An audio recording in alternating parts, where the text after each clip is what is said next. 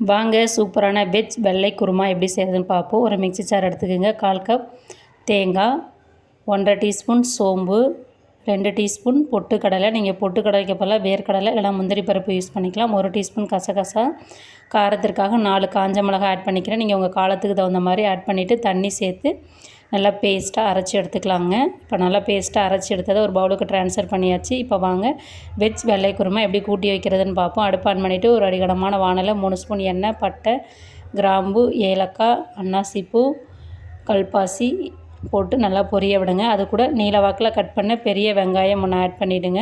வெங்காயம் சீக்கிரம் வதங்கிறதுக்காக வெஜ் குருமாவுக்கு தேவையான அளவு உப்பு நான் இப்போயே ஆட் பண்ணிவிட்டு வெங்காயம் வதக்கிறப்பயே வதக்கிறேன். அப்போ தான் வெங்காயம் நல்லா வதங்கி வரும். இந்த மாதிரி லைட் கோல்டன் ப்ரௌன் கலர் ஆகிற வரையும் வதக்குங்க. வதங்கின பிறகு 1 டீஸ்பூன் இஞ்சி பூண்டு பேஸ்ட்டு ஆட் பண்ணிக்கிங்க. இஞ்சி பூண்டு பேஸ்ட்டில் பச்சை வாசனை போகிற வரையும் நல்லா வதக்கிக்கலாங்க. இப்போ நல்லா இஞ்சி பூண்டு பேஸ்ட்டு வதங்கிடுச்சு. இப்போ இது கூட 1/2 கப் பொடியாக கட் பண்ண கேரட்டு, 1/4 கப் ஊற வச்ச பச்சை பட்டாணி, 1/2 கப் தோல் சீவிய உருளைக்கிழங்கு ஆட் பண்ணிவிட்டு 2லேருந்து 3 நிமிஷம் நல்லா வதக்கிக்கலாங்க இந்த காயை.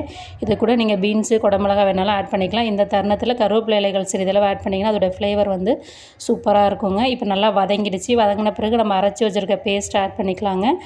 ஆட் பண்ணிவிட்டு தேவையான அளவு தண்ணியும் ஆட் பண்ணிக்கலாங்க. வெஜ் குருமாவுக்கு தேவையான அளவு தண்ணியும் நம்ம பொட்டுக்கடலை, தேங்காய்லாம் சேர்த்துருக்கிறதுனால சீக்கிரமாக கெட்டிப்பட ஆரம்பிக்கும். அதனால் இடையில கிளறி விடணுங்க.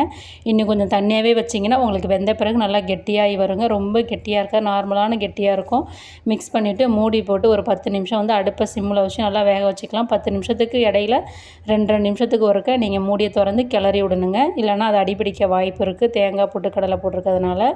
இப்போ நல்லா எண்ணெய் பிரிஞ்சு வந்துருச்சுங்க. இப்போ நமக்கு சூப்பரான வெள்ளை வெஜ் குருமா தயாராகிடுச்சிங்க. இந்த ஸ்டேஜில் இதுக்கு மேலே கொஞ்சம் கொத்தமல்லி இலைகள், புதினா இலைகள் தூவிட்டு அடுப்பை ஆஃப் பண்ணனா சூப்பரான வெஜ் குருமா தயார்.